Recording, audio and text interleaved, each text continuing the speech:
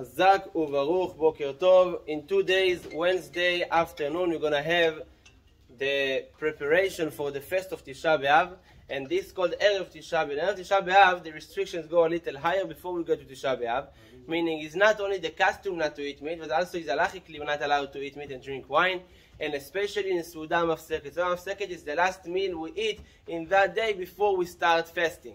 So we can eat a lot of meals in this day, but the last one that we eat before the fast is called Suda Mafseket.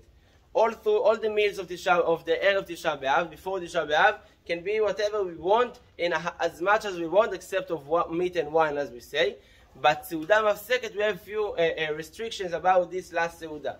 First, not only meat, but the minhag is also not to eat fish in this last Suda, and not to eat two cooked foods together in this Suda. Again, to show us that we act like mourners in this time.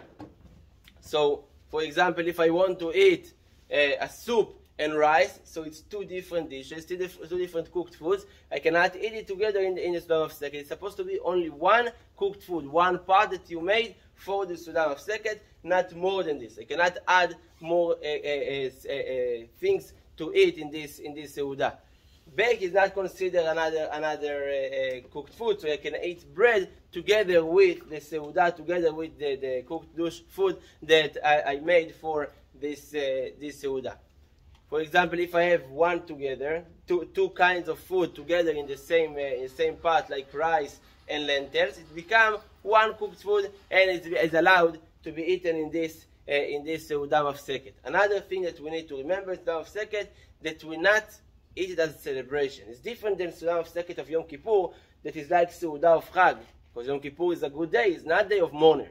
So yes, we're not eating in that day, but it's a good day.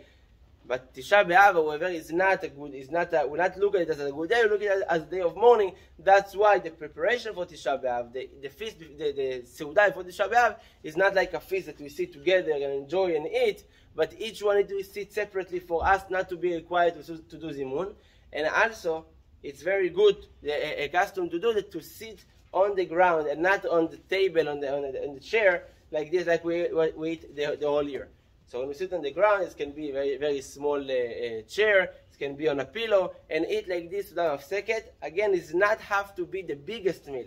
We can eat before whatever we want. We can eat a big lunch, and then before the time of Mafseket, before the time of the fast, let's say we start at 7:30, because at 8 we have mincha, so you want to make it before, you eat something not that big, only one cooked food, on the floor, like this, not together with the whole family. And then when we finish this, you do Birkat Hamazon, and Be'ezrat Hashem come to Shul, and we're going to speak with Hashem tomorrow about the restrictions of Tisha B'Av, that we have 5 restrictions. So just one thing, after you finish the meal, right away, change your shoes to not leather shoes for us to, that's one of the restrictions we're going to speak about tomorrow. Be'ezrat Hashem. Baruch Adonai L'olam.